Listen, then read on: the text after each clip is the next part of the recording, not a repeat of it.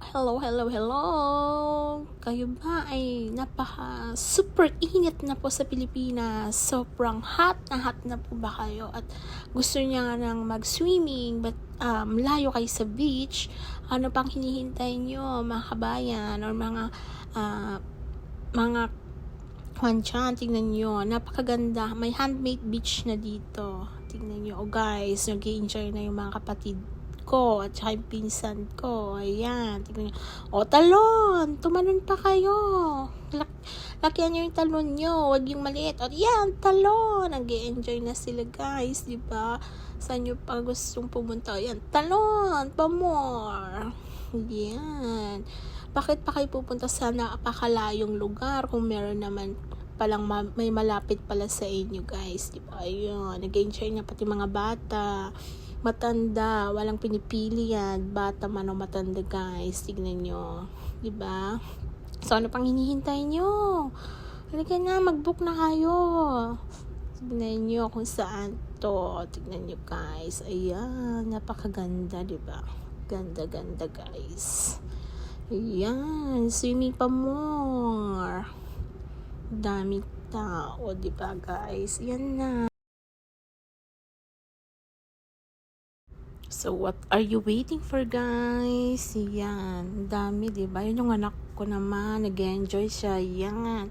Ayun yung pinakadulo niya. May 3 kwan yan. Bahagi ng swimming pool yan, guys. Ayan, guys. Ako naman ang tatalon. Ay, syempre, hindi papahuli ang inyong ate. Kaya ang adventure, diba? Kasi kailangan natin adventure. Ano yung mga natin? Kailangan natin hanapan ng magandang natin, diba? Ayan, experience sa buhay. Hindi puro problema. So, kailangan din natin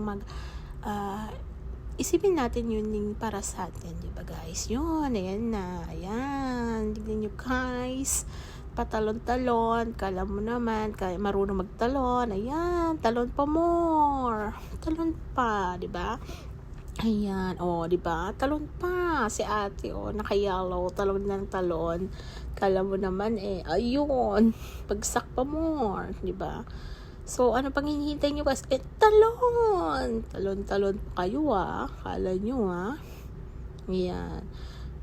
Diba? Napakaganda. Hindi lang sa ibang bansa mo mararanasan yan. But, here also in Philippines, meron na din sila, diba? Ayan. Kung sa Middle East, maraming beach. Dito naman din sa Bella, marami din, diba, guys? Ayan. Tingnan nyo naman. Ayan, dito naman tayo. Napakaraming tao dito talaga, grabe. Yun yung ito yung una namin pinuntahan Kasi akala namin makakasingit kami. Pero yan, nasa dulo na kami. Daming tao dyan, guys. Akala namin makakasingit nga kami dun sa harapan. Pero hindi, ayan. Yung unang wave, pa lang yan. Tawag nito, kung sa pagkain, patikim pa lang yan, di ba? Pero hindi mo pa makikita yung pinaka-special talaga.